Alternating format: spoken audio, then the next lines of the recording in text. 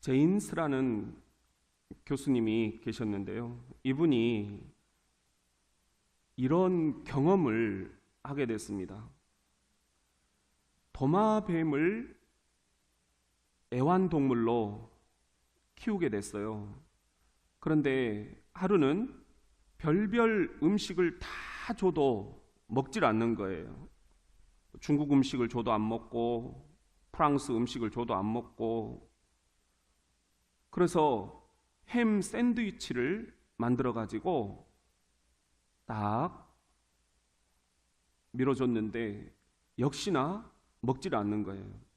그래서 기분이 상해 가지고 자기가 보고 있던 신문을 이렇게 딱 버리고 이제 일어서려고 하는데 그 신문이 때마침 그 햄 샌드위치 위에 떨어진 거예요.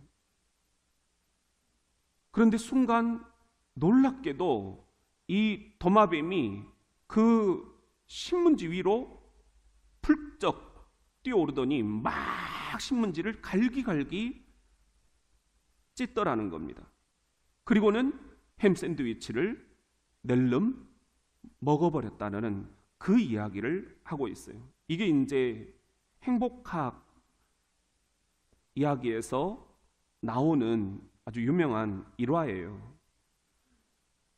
도마뱀은 갈기갈기 찢는 그런 강점을 하나님이 천부적으로 주셨다는 거예요. 우리가 그걸 모르고 지금 도마뱀을 키운다라는 거죠.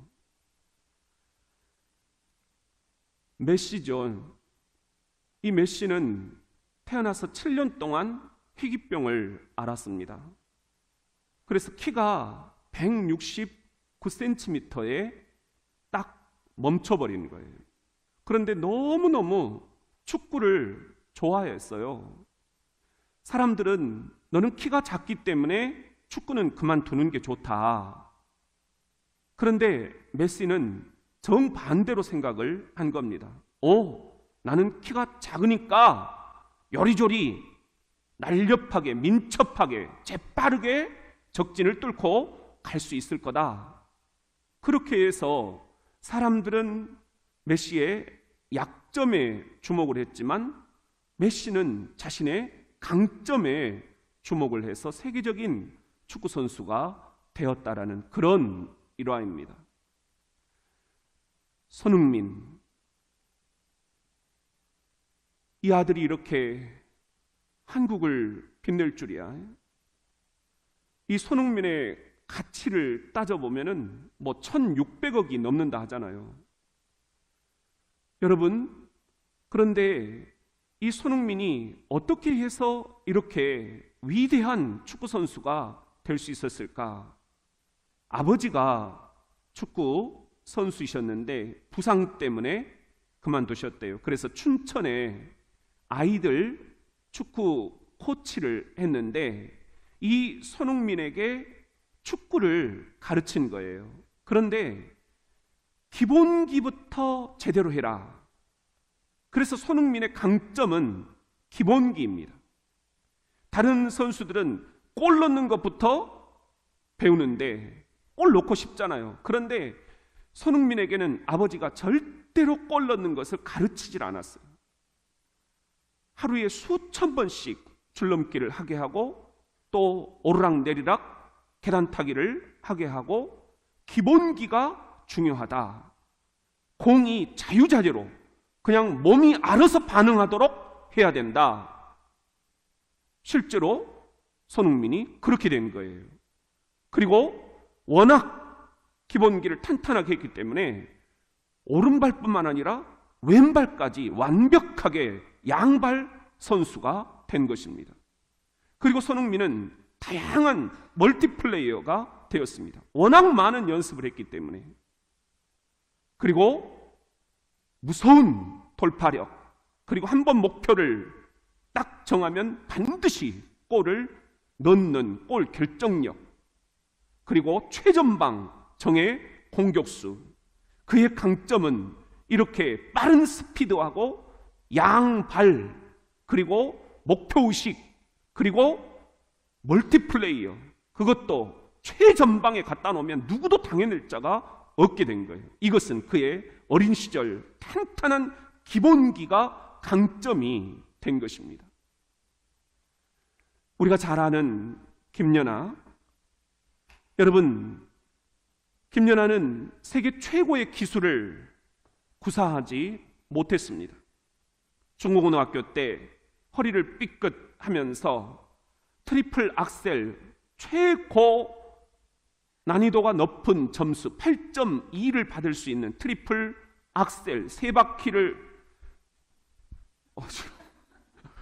그리고 나서 반 바퀴를 더 도는 이 트리플 악셀, 어지러워. 이 8.2를 못한 거예요. 아사다 마오가 이것을 할 수 있다 했잖아요. 그래, 우리가 얼마나 한일 그 경기를 보면서 마음을 졸였어요. 그런데 아사다 마오 번번이 실패했어요. 번번이 실패했어요. 나는 하는 거 한 번도 못 봤어요. 여러분, 그런데 이 김연아는 과감히 자신의 약점인 이 트리플 악셀을 내려놓았습니다. 그리고는 그 다음 고난이도 기술이 바로 트리플 러츠라는 거예요. 이게 6.0짜리예요. 그리고 트리플 투루프라는 게 있는데 이게 4.0짜리예요. 둘을 합치면 10.0이죠. 근데 이것을 같이 짬뽕해서 콤비네이션으로 멋지게 완벽하게 기술을 구현해내는 거예요. 그래서 기술 점수 10점 10을 받는 거예요. 누구도 따라갈 자가 없게 된 거예요. 거기에 플러스 예술성, 이건 세계 누구도 따라갈 수가 없어요. 김연아의 이 아름다운 모습을 이제 누구도 따라잡을 수가 없게 됐어요. 사랑하는 성도 여러분, 오늘은 우리가 푸른이 주일입니다. 우리 사랑하는 중고등부 아이들, 자녀들, 우리 다음 세대들, 우리 교회의 희망이지요. 이들이 어떤 자녀들로 자랐으면 좋겠습니까? 사랑하는 성도 여러분, 여러분도 지금 이 교회에서 어떤 식으로 봉사를 하고 싶으십니까? 여러분, 우리가 행복 공식을 그때 외웠었죠. H는 S 플러스 C 플러스 V다. 이게 행복학 교과서에 나오는 이야기입니다. 하버드의 학생들이 이 공식을 외우고 이 공식대로 살아가는 거예요. 행복은 설정 값이라는 게 있다. 타고난 것이 있다는 거죠. 이걸 어떻게 사실은 할 수 없다. 이게 50%입니다. 그리고 circumstances, 이건 상황이에요. 상황에 따라서 여러 가지 변수들이 있을 수 있다. 우리가 이 대전에 태어난 것, 우리가 이 교회에 나오는 것, 우리가 이런 부모님 밑에서 살아가는 것, 상황들이 다 다르죠. 학교가 다 다르고, 그리고 여러분들이 처해 있는 삶의 자리들이 다 다르다 하는 거예요. 이게 10%. 그리고 나머지 40%가 있는데 이게 voluntary activities, 자발적인 활동들이다. 이게 포인트다는 거예요. 이것을 우리가 어떻게 높이느냐에 따라서 행복도 만들어갈 수가 있다. 이게 40%라는 것입니다. 이것들을 우리들이 간과하면서 살아간다 하는 거예요. 그런데 오늘 이 행복 공식에서 지금 이야기하는 게 바로 한번 따라해 볼까요? 페르마스. 우리 오늘 마지막 이 S입니다. S. 이것은 바로 강점이라는 것입니다. 강점이 무엇이냐? 여기에 행복의 비밀 코드가 담겨 있다. 오늘 우리 푸른이들이, 우리 중고등부 자녀들이 이 강점을 붙잡고 살아가야만 행복해진다. 그런 의미에서 주님께서 우리들에게 주시는 음성이 뭘까? 한번 우리가 따라해 봅시다. 사람들은 약점을 먼저 보려고 한다. 사람들은 저마다 약점을 먼저 보려고 합니다. 모세도 마찬가지였어요. 모세는 레위인의 후손으로 태어났죠. 그리고 우리가 잘 알듯이 모세는 어렸을 때 모두 다 학살을 하라는 그런 왕의 명령을 피해서 나일강에 이렇게 버려졌죠.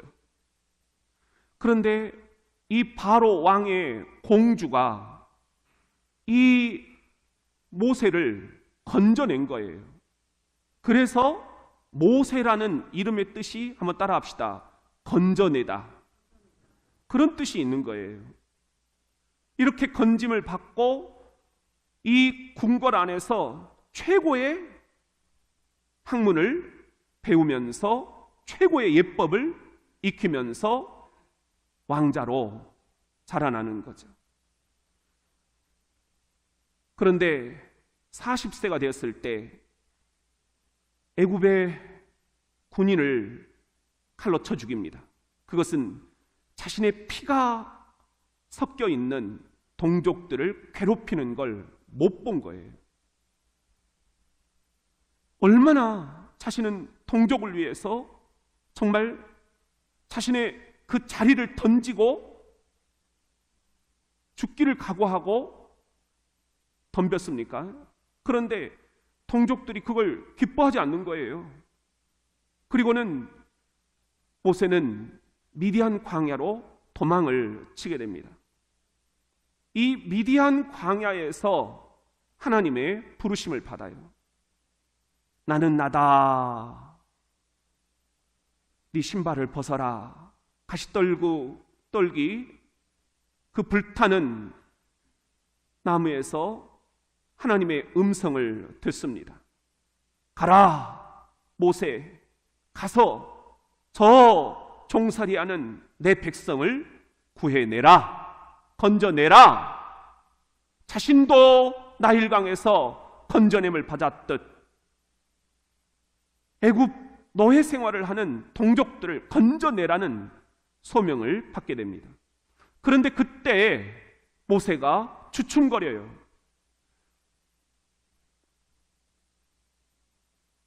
그때 주춤거릴 때 모세에게 하나님께서 하시는 말씀이 있었어요.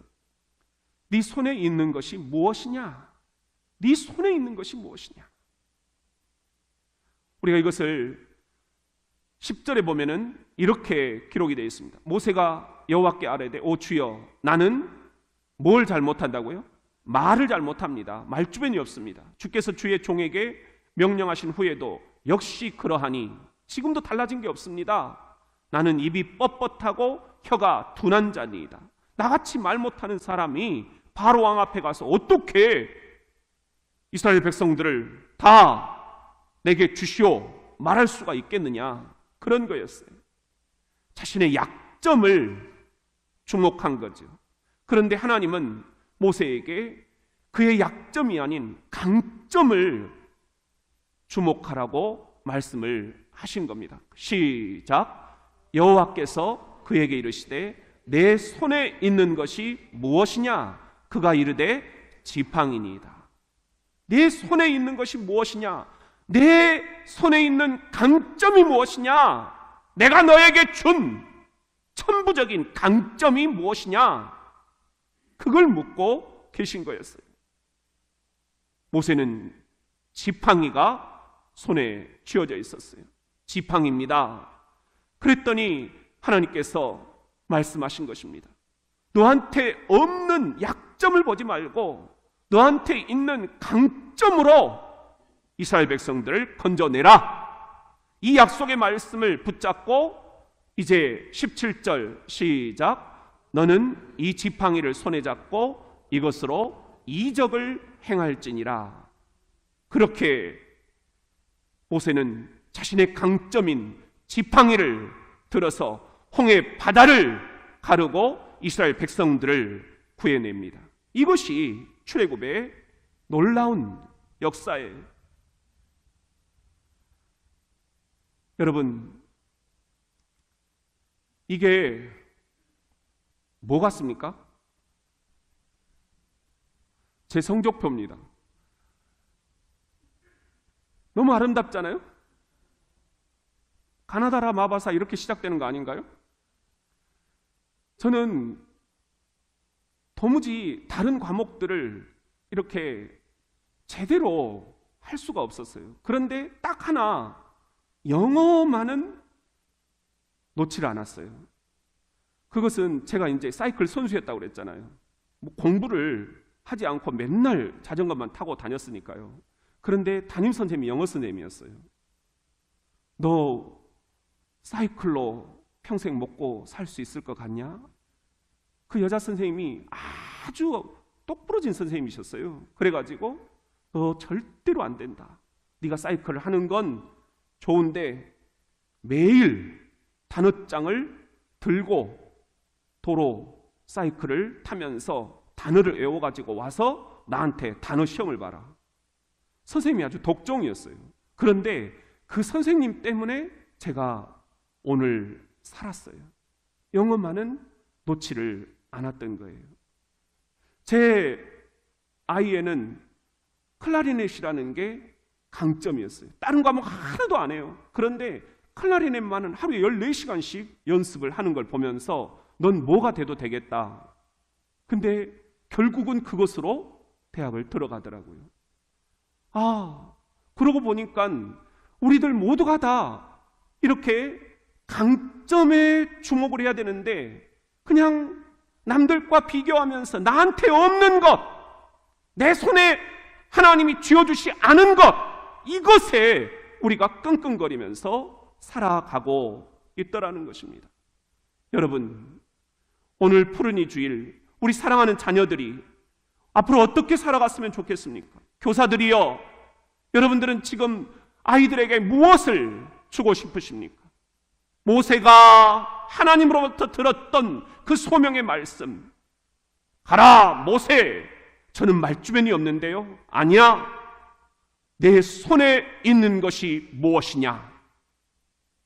내 손에 있는 것, 내가 너에게 쥐어준 것, 내가 너에게 강점으로 준 것, 그것을 가지고 인생을 살아라. 우리 그렇게 우리의 자녀들, 우리의 제자들을, 우리의 다음 세대들을 격려할 수 있는 오늘이 될 수 있기를 주님의 이름으로 축원합니다. 우리 같이 한번 따라해 봅시다.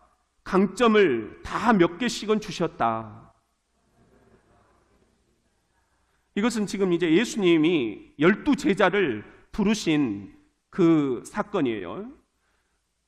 누가복음 6장 12절에 보면은 이때 예수께서 기도하시러 산으로 가사 밤이 새도록 하나님께 기도하셨다. 기도하신 다음에 밝음에 그 제자들을 부르사 그 중에 12를 택하셔서 사도라 칭하셨다. 이렇게 해서 12사도가 탄생이 되는 거예요. 그런데 보면은 이 12사도, 12제자가 다 우리가 봤을 때는 진짜 별 볼 일 없는 사람들이에요. 고기 잡는 사람들이고 일자 무식이고 그냥 성질만 더럽고 다 그런 사람들이에요. 약점으로 보면 이렇게 오합지졸 그룹이 없는 거예요. 예수님이 이들을 데리고 어떻게 복음 사역을, 하나님 나라 전파 사역을 하신다는 말일까? 답답하죠. 그런데 주님은 이 12제자의 약점을 보신 게 아니라 강점을 보셨다라는 것입니다. 이게 예수님의 시선이에요. 오늘 우리 제자들, 오늘 우리 교회 성도들, 우리들도 서로 약점들이 많아요. 저에게도 약점이 많아요. 약점만 서로 보면 우리는 완전히 오합지졸이에요.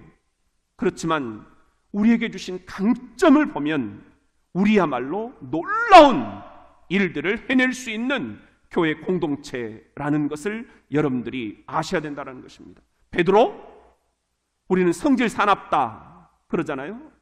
사람들은 그렇게 그의 약점만 봅니다. 그러나 베드로, 그는 정말 솔직한 사람이었어요. 그게 강점이었어요. 주님, 아무도 주님 못 건들게 내가 하겠습니다. 누가 그렇게 주님 앞에 솔직하게 이야기를 던질 수 있습니까? 주님, 내가 한번 주님께 가보겠습니다. 바다 위로 첨벙. 약점이라고 생각하면 약점이지만 그에게는 이런 솔직한 솔직함이 강점이었다라는 것입니다. 안드레, 이 베드로의 동생 안드레, 그는 항상 무슨 일을 하더라도 깊이 생각하고 하는 그런 신중함이 그의 강점이었어요. 야고보, 아주 열성적인 게 강점이었어요. 요한, 우리가 잘 알잖아요. 사랑하는 요한아, 하나님은 사랑이시다. 사랑이라는 단어는 전부 다 요한과 연결되어 있어요. 사랑이 많았어요. 그의 강점이었어요. 빌립은 매우 현실 감각이 뛰어난 강점이 있었어요.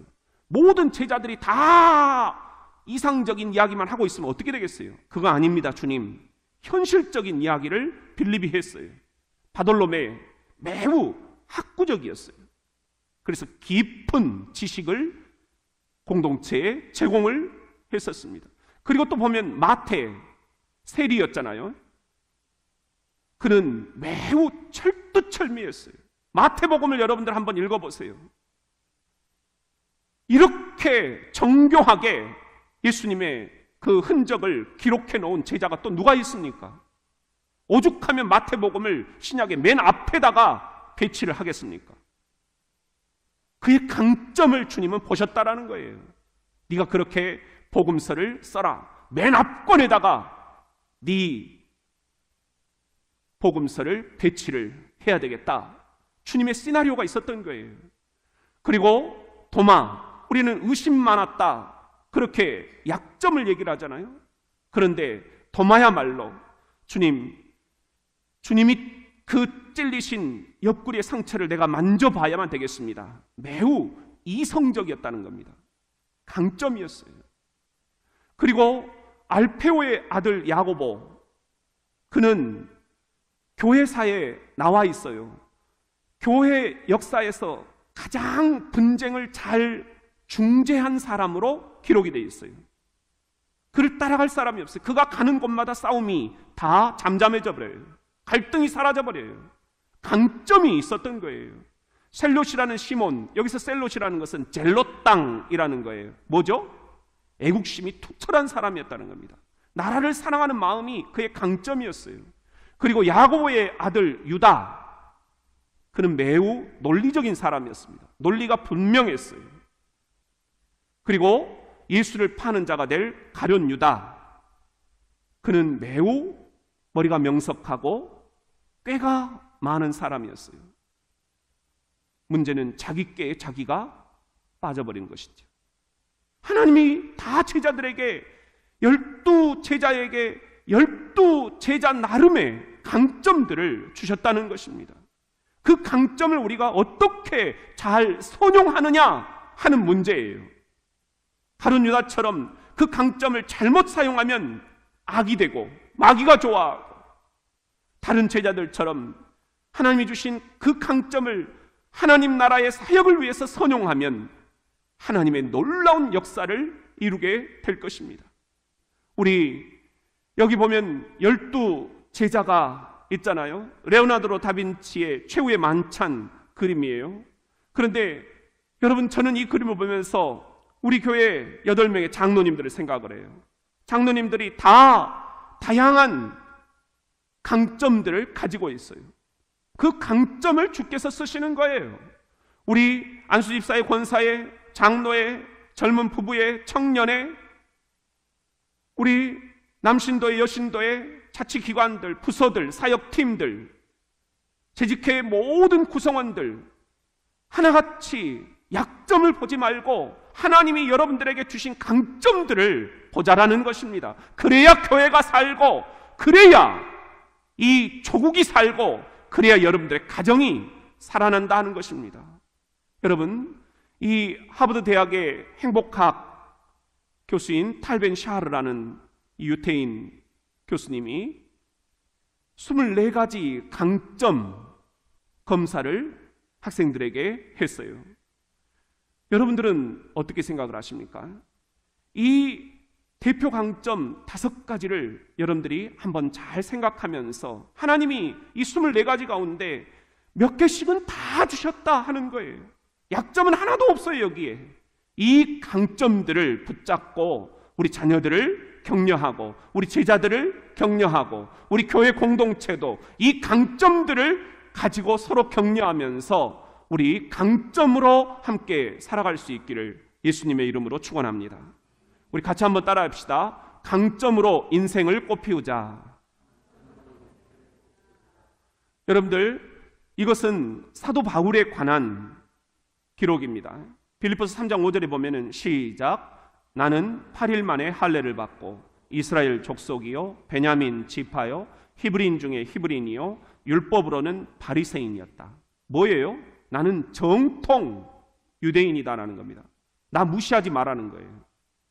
이방 선교를 하는데 당시 그 사회에서 가장 존경받을 만한 그런 위치가 뭐냐 하는 것은 로마 시민권을 갖고 있는, 그 다음에 또 하나는 유대인들에게는 자기를 어필하려면 내가 정통 유대인이다, 이것을 증명할 수가 있어야 됐어요. 사도 바울은 자기가 그런 사람이다.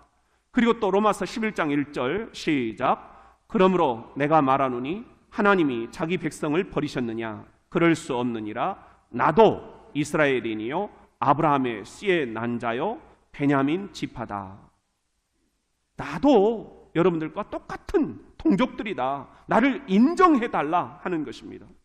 그리고 사도행전 22장 3절 말씀입니다. 시작. 나는 유대인으로 길리기아 다소인 낳고 이성에서 자라 가말리엘의 문화에서 우리 조상들의 율법에 엄한 교훈을 받았고 오늘 너희 모든 사람처럼 하나님께 대하여 열심히 있는 자다.